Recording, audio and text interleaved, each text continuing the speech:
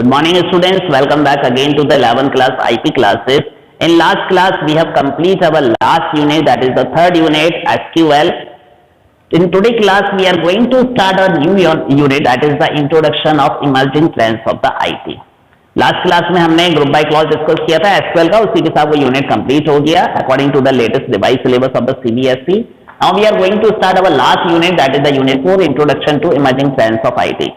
Emerging trends का means है information technology में जो लेटेस्ट टेक्नोलॉजी डिफाइन की गई है, लेटेस्ट डिवाइस डिफाइन किए गए हैं, जिन पर वर्क चल रहा है, जिनको हम रिसेंटली यूज कर रहे हैं या जिन पर अभी फ्यूचर में काम होना बाकी है, उन सारी चीजों को हम यहाँ पर डिस्कस करने वाले हैं.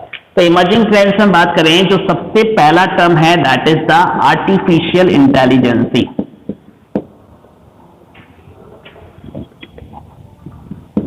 Artificial intelligence.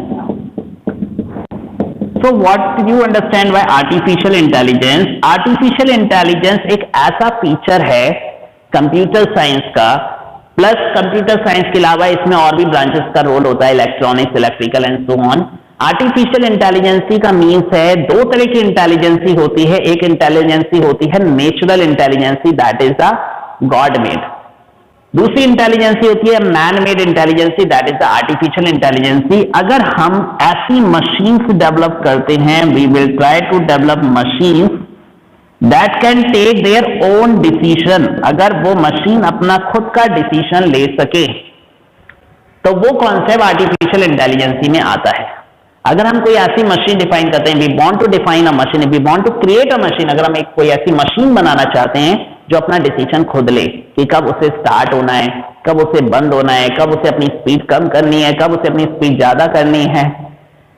गाड़ी की बात करें, कार की बात करें, व्हीकल की बात करें, कहाँ उसे रुकना है, कहाँ उसे जाना है, किस ऑब्स्टिकल को उसको हैंडल करना है, टैकल करना है.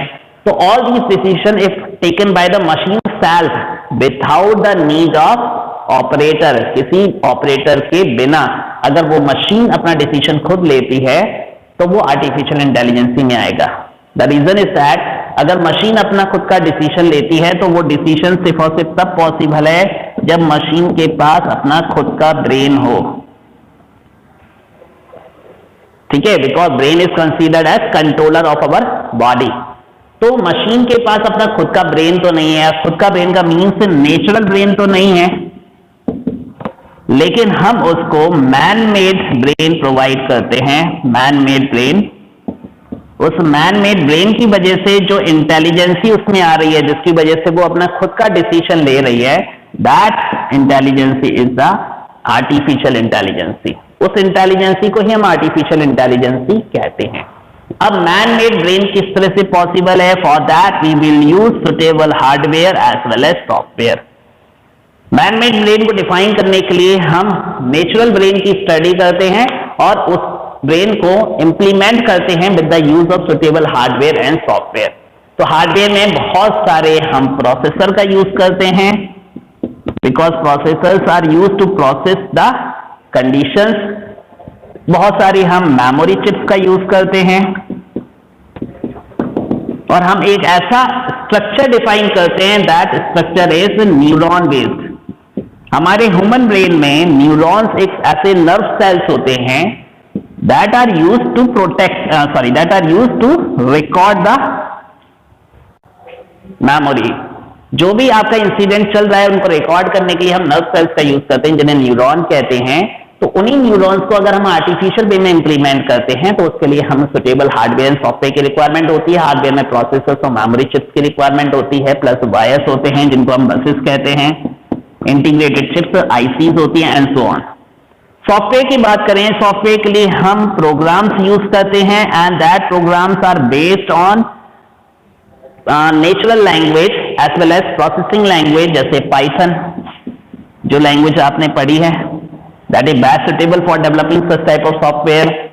C++, Java, all these advance language, वो एडवांस लैंग्वेज जिनके थ्रू हम इन हार्डवेयर को प्रोग्राम कर सकते हैं.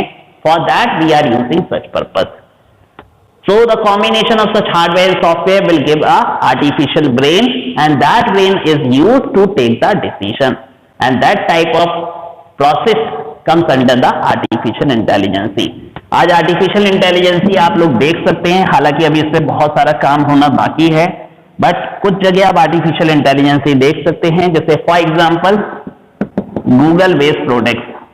गूगल एक ऐसी ऑर्गेनाइजेशन है जो आर्टिफिशियल इंटेलिजेंसी के बेसिस पर वर्क कर रही है, उस कॉन्सेप्ट को इंप्लीमेंट कर रही है। जैसे एक छोटा सा एग्जांपल लें, गूगल सर्च इंजन। अगर आप गूगल पे कुछ भी सर्च करते हैं और जानबूझ के या गलती से उसमें सर्च क्वेरी गलत डालते हैं, जैसे मुझे स्कूल सर्च करना है और मैंने SCOLL डाल दिया, तो वो खुद ब खुद उसको SCHOOL में कन्वर्ट कर देगा। आपको जो रिजल्ट होगा ना जब आप क्वेरी में डालेंगे स्कूल, तो वो शो करेगा search for school instead of school, यानी वो समझ गया कि आप इसको सर्च कर रहे थे। तो that is the artificial intelligence.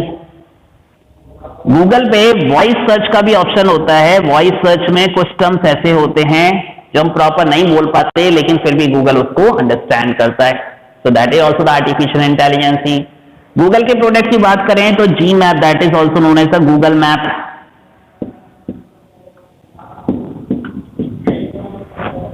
Google map पे जब हम ट्रैवलिंग कर रहे हैं तो हमारी करंट पोजीशन और डेस्टिनेशन पोजीशन, उनके बीच के डिस्टेंस को, टाइम को ऑटोमेटिकली कैलकुलेट कर रहा है, बहुत तेजी से कैलकुलेट कर रहा है। That is also the artificial intelligence concept. Google के बहुत सारे ऐसे प्रोजेक्ट भी हैं, जैसे गूगल ग्लास है, और भी बहुत सारी ऐसी चीजें हैं जो आर्टिफिशियल इंटेलिजेंसी की कॉन्सेप्ट पे वर्क कर रही हैं। तो यानी आर्टिफिशियल इंटेलिजेंसी को हम करेंटली यूज कर रहे हैं। इसके अलावा बहुत सारे ऐसे प्रोजेक्ट्स हैं जो आर्टिफिशियल इंटेलिजेंसी के बेसिस पर डेवलप किए जा रहे हैं और उस पर अभी कंटिन्यू रिसर्च चल रही है। So that is the concept of artificial intelligence. इसके बाद नेक्स्ट कॉन्सेप्ट है इमर्जिंग ट्रेंड्स में, that is the natural processing of the language और the machine learning language. That we will discuss in our next class. Thank you.